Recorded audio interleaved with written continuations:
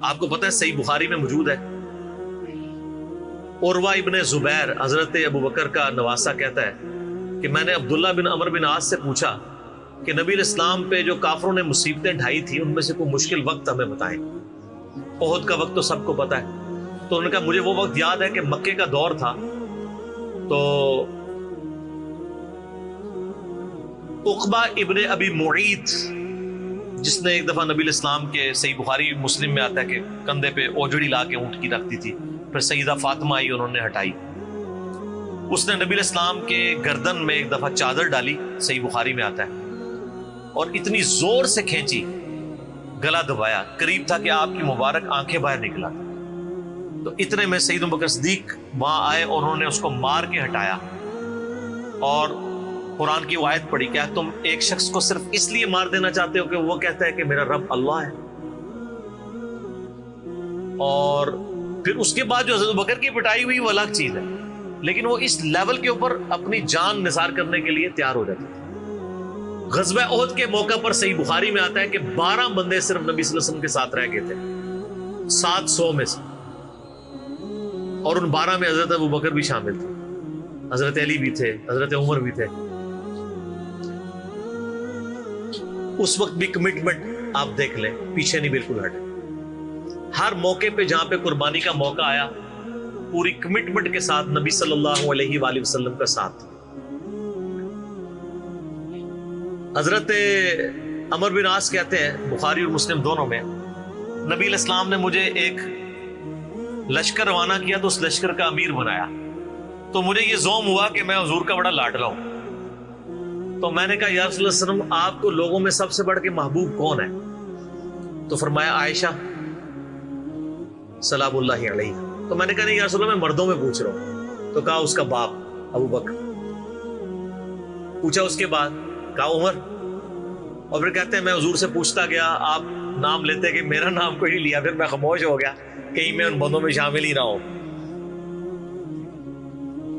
صحیح بخاری میں آتا ہے عبداللہ بن عمر رضی اللہ تعالیٰ عنہما کہتے ہیں کہ ہم نبی علیہ السلام کی موجودگی میں یہ کہا کرتے تھے کہ رسول اللہ صلی اللہ علیہ وآلہ وسلم کے بعد سب سے افضل ابو بکر ہیں، اور پھر عمر ہے، اور پھر عثمان ہے، اور اس کے بعد ہم صحابہ میں تفریق نہیں کیا کرتے تھے کہ کون کس سے اوپر ہے، ان تینوں کے بعد۔ لیکن یہاں پہ میں ایک ٹیکنیکل مسئلہ آپ کو بتا دوں کہ جب کبھی بھی صحابہ میں فضیلت کی بات ہو رہی ہوتی ہے نا تو وہ ایکسکلوڈنگ اہل بیت ہوتا ہے، کیونکہ صحابہ کرام بھی اہل بیت کو ایک الگ سے آئیڈینٹی تصور کرتے تھے، اور محدثین بھی، ورنہ تو ظاہر ہے کہ صحیح بخاری میں ہے، مسلم میں بھی، کہ فاطمہ میرے جگر کا ٹکڑا ہے، جس نے فاطمہ کو تکلیف دی اس نے مجھے تکلیف دی۔ سیدنا ابو بکر بھی کبھی یہ جرت نہیں کریں گے کہ کہیں کہ میں رسول اللہ کو فاطمہ سے بڑھ کے محبوب ہوں، کبھی بھی نہیں یہ جرت کریں گے۔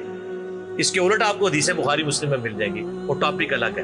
میں آپ کو ایک شرعی مسئلہ سمجھا رہا ہوں، محدثین کے ہاں، صحابہ کے ہاں جب کبھی بھی صحابہ کی فضیلت کی بات ہو رہی ہوتی ہے تو وہ ادر دین اہل بیت ہوتا ہے، یعنی اگر یہ فضیلت کی بات ہو رہی ہے تو اس میں حضرت فاطمہ، حسن و حسین، حضرت علی شامل نہیں ہے، ان کا مقام وہ ہاں وہ الگ سے ہے، وہ کیٹیگری الگ ہے، وہ اہل بیت کی کیٹیگری میں فال کرتی ہے، اور یہ اہل بیت کی کیٹیگری اتنی سٹرونگ ہے، آپ حدیث کی کتابوں میں دیکھیں گے کہ صحابہ کرام کے فضائل پہ چیپٹر الگ ہے، اہل بیت پہ الگ ہے، اور امہات المومنین پہ الگ ہے۔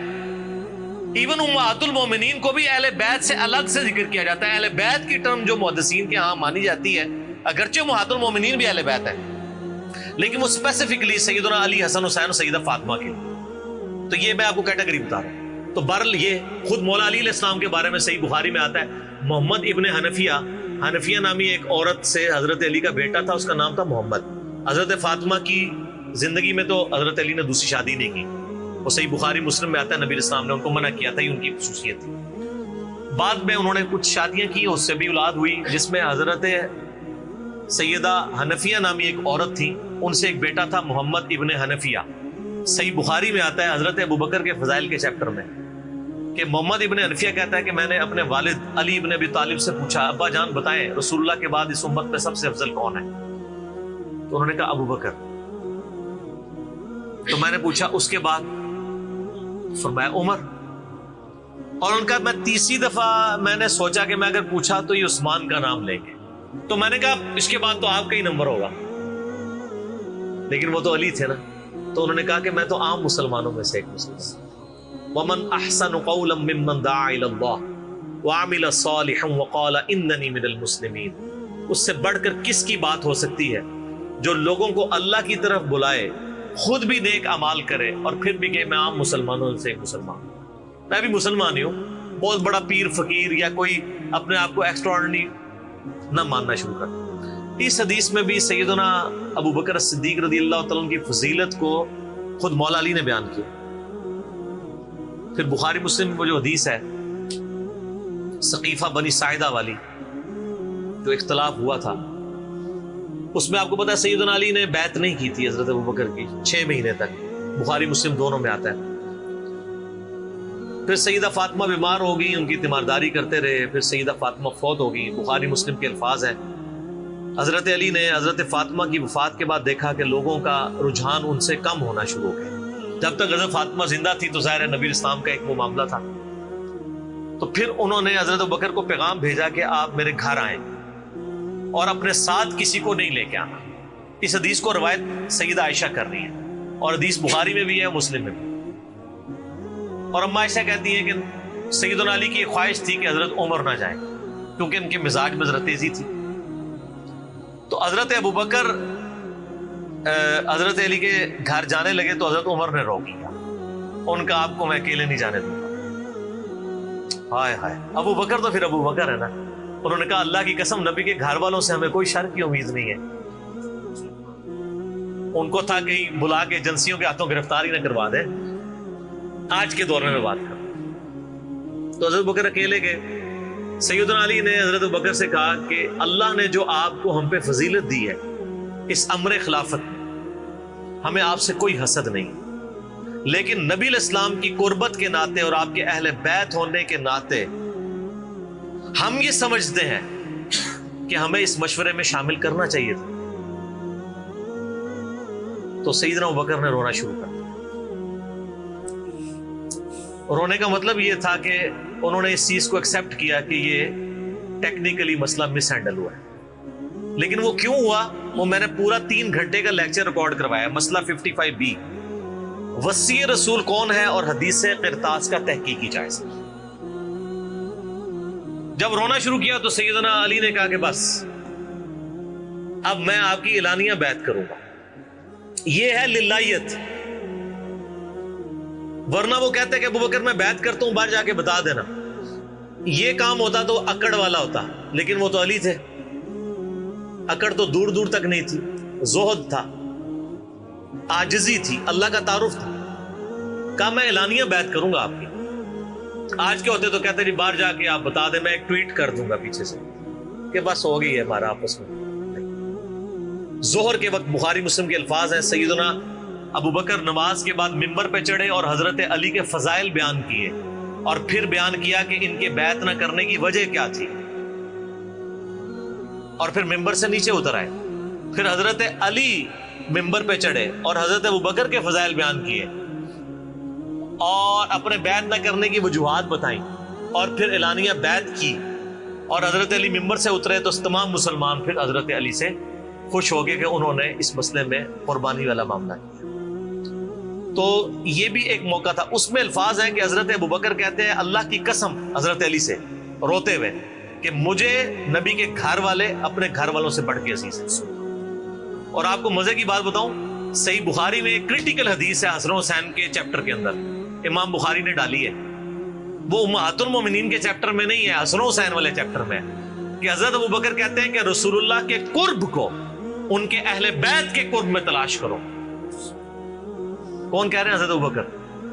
اور اہل بیت سے مراد کون؟ سیدنا حسن حسین، کیونکہ امام بخاری نے اس حدیث کو حضرت ابوبکر کے قول کو حضرت حسن حسین والے چیپٹر میں لیا کہ محمد صلی اللہ علیہ وآلہ وسلم کی قربت کو ان کے اہل بیت کی قربت میں تلاش کرو۔ تو سیدنا ابوبکر صدیق رضی اللہ تعالیٰ عنہ کو نبی الاسلام سے نسبت رکھنے والی ہر چیز بڑی بڑھ کر محبوب تھی، چاہے وہ آپ کے اہل بیت ہوں یا آپ صلی اللہ علیہ وآلہ وسلم کی قریبی کو رشتہ دار ہوں، ہر معاملے میں۔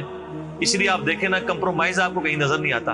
سر بخاری میں آتا ہے کہ صلح حدیبیہ کے موقع پر حضرت عمر سے بھی تھوڑی سی مس ہینڈلنگ ہو گئی تھی، یا رسول اللہ ہم کیا حق پہ نہیں ہیں، پھر دب کے کیوں صلح کر رہے ہیں؟ حضور نے فرمایا کہ میں اللہ کا پیغمبر ہوں۔ پھر بھی تسلی نہیں، حضرت ابوبکر کے پاس آئے، پھر حضرت ابوبکر نے ڈانٹا کہ عمر وہ اللہ کے پیغمبر ہے۔ اور حضرت عمر کہتے ہیں مجھے پوری زندگی اس چیز کا غم رہے گا کہ میں نے بڑی جرأت دکھائی۔ الٹیمیٹلی ثابت ہوا کہ صلح حدیبیہ والا جو معاملہ تھا وہ مسلمانوں کے حق میں شامل ہوا، لیکن حضرت ابوبکر کا آپ ایمان کا لیول دیکھیں کہ وہ سرکمسٹانسز پہ نہیں جاتے تھے، وہ کہتے تھے اللہ کے پیغمبر نے فیصلہ کیا، الٹیمیٹلی اسی میں خیر ہو۔ ان کا ایمان اس لیول کا تھا کہ وہ عقلی دلائل کو بعد میں رکھتے تھے، اور وہاں پہ بھی آپ کو نظر آیا ہے۔ اور انہوں نے حضرت عمر کو کہا کہ عمر وہ اللہ کے پیغمبر ہیں، جو فیصلہ کر رہے ہیں وہ ٹھیک ہے۔ اسی لیے ہر مسئلے میں آپ کو احتیاط کا پہلو نظر آتا ہے۔ پھر بخاری میں آتا ہے جب مرتدین زکات تھے، حضرت عمر جیسے لوگ بھی کہہ رہے تھے اتنے معاذوں پہ آپ جنگ نہ کھولیں، پہلے کچھ قبائل مرتد ہو گئے ہیں، رومن امپائر چڑھی دوڑی ہے، پرشین امپائر کے ساتھ ہم نے سارے معاملات شروع کیے ہوئے ہیں، اتنے معاذوں پہ ہم کیسے لڑیں گے؟ تو سیدنا ابوبکر نے کیا کہا تھا؟ اللہ کی قسم کو رسول اللہ کے زمانے میں جانور دیتا تھا اور اس کے ساتھ ایک رسی بھی دیتا تھا، اور اب نہیں دے گا نا میں اس کے خلاف بھی قتال کروں گا، اکیلا مجھے کرنا پڑے۔ جس طرح نماز اللہ کا حق ہے، اسی طریقے سے زکات بھی اللہ کا حق ہے۔ جو نماز اور زکات میں فرق کرے گا میں اس کے خلاف قتال کروں گا۔ وہ ریٹ آف دی گورنمنٹ کو چیلنج کر رہا ہے۔ حضرت عمر کے الفاظ ہیں بخاری میں کہ اللہ تعالیٰ نے ابوبکر کا سینہ کھول دیا تھا اس مسئلے میں، اور ابوبکر کی باتیں سن کے ہمارا سینہ بھی کھل گیا، حالانکہ پورے صحابہ ایک طرف کھڑے تھے، ابوبکر ایک طرف کھڑے ہوئے تھے۔ ان کی جو نبی علیہ السلام سے کمٹمنٹ تھی نا وہ ان کو ہٹنے نہیں دیتی تھی۔ صحیح بخاری میں آتا ہے، آپ کو پتہ ہے لشکر اسامہ کے اوپر بڑے بڑے صحابہ نے اعتراض کیا کہ یہ اسامہ تو کل کا بچہ ہے 15-16 سال کا، اتنے سینئر صحابہ اس کے انڈر لگا دیے ہیں۔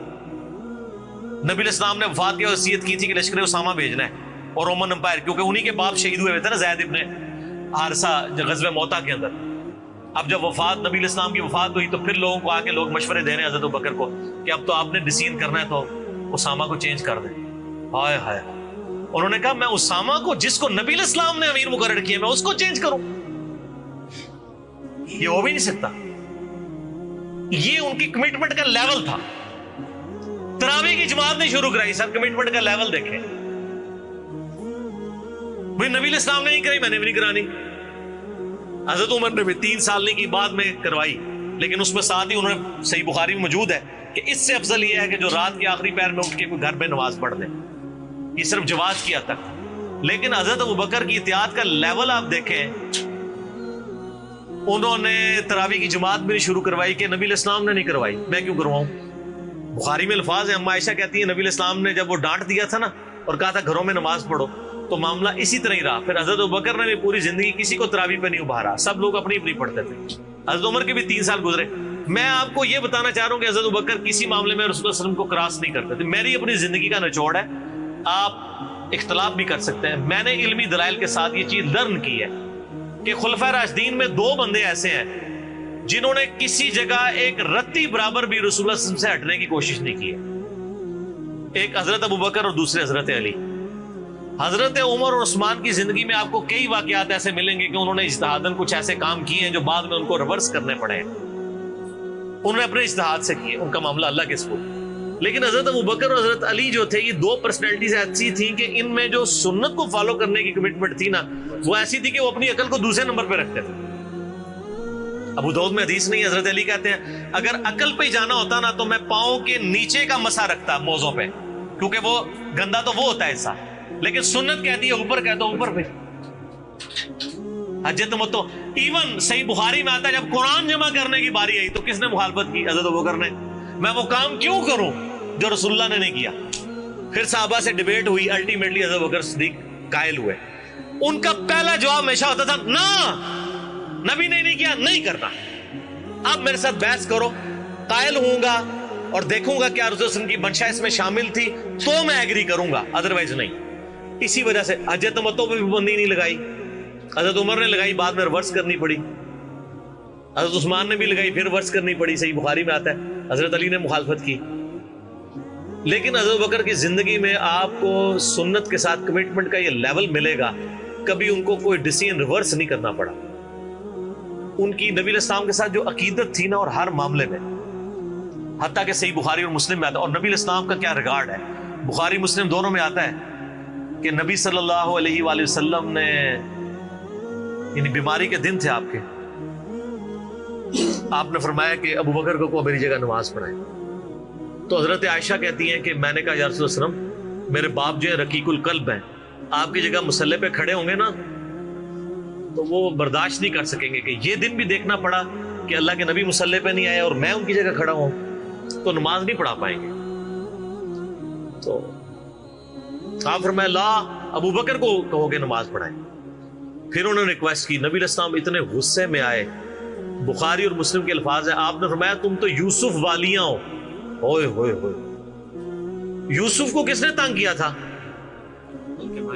زلیخا اور باقی عورتوں نے. کتنی نٹوریس مثال تھی اگر آپ کمپیئر کرنا شروع کریں. بالکل 100% بٹھائیں تو حضرت یوسف کو تنگ کیا نا, اپنی طرف مائل کرنا چاہتی تھی. یہاں پہ وہ والا نیگیٹو پہلو نہیں تھا, لیکن یہاں پہ نبی علیہ السلام نے اپنی بیویوں کو کیا کہا, تم بھی یوسف والیاں ہو. جس طرح ان عورتوں نے یوسف کو اپنی مرضی کے مطابق چلانے کی کوشش کی تھی, تو مجھے اپنی مرضی کے مطابق چلا رہی ہو. ابو بکر کو کہو کہ نماز پڑھے. اتنی کمٹمنٹ. پھر انہوں نے نماز پڑھائی. صحیح بخاری میں آتا ہے, اما عائشہ کہتی ہیں حضور اپنی وفات کے دنوں میں کہتے تھے, عائشہ میرا ارادہ ہے میں تیرے بھائی عبد الرحمن بن ابی بکر اور تیرے باپ ابی قحافہ ان کی یعنی نیت تھی, اس کو بلاؤں اور ان کو میں لکھ دوں. مجھے خطرہ ہے کہ میرے بعد کوئی ڈیمانڈ کرے گا, لیکن اللہ اور میری امت ابو بکر کے علاوہ کسی کے لیے راضی نہیں ہوگی. یہ تو بعد میں پتہ چلا نبی علیہ السلام اشارتاً کیا بات کر رہے تھے, امر خلافت. اس حدیث کے تحت میں نے 55B مسئلے میں بتایا کہ نبی علیہ السلام اگر اپنی زندگی میں کسی کو خلیفہ نامزد کرتے تو حضرت ابو بکر کو کر کے جاتے, کیونکہ نبی علیہ السلام بادشاہ نہیں تھے, اللہ کے پیغمبر تھے. آپ اپنے خاندان میں کبھی بھی یہ معاملہ نہیں کر سکتے تھے, اور یہ بات صحابہ کرام کو پتہ تھی. لیکن جب اللہ نے آپ کو گارنٹی دی کہ اللہ اور میری امت ابو بکر کے علاوہ کسی پہ راضی نہیں ہوگی, تو پھر نبی علیہ السلام نے اس مسئلے کو ان اٹینڈڈ چھوڑ دیا. بخاری میں ہی آتا ہے, ایک عورت حضور کے پاس آئی اور کہا یا رسول اللہ آپ فوت ہو جائیں اور میں اس کے بعد آؤں اور آپ کو نہ پاؤں, تو فرمایا ابو بکر سے مل لینا میرے بعد. تو اشارے تو کافی آپ نے چھوڑے ہوئے تھے اس حوالے سے. صحیح بخاری مسلم میں حدیث ہے, نبی علیہ السلام ایک باغ میں بیٹھے تھے, ابو موسیٰ اشعری کہتے ہیں دروازے پہ دستک ہوئی, آپ فرمایا جو کوئی بھی ہے اسے جنت کی بشارت دے دو.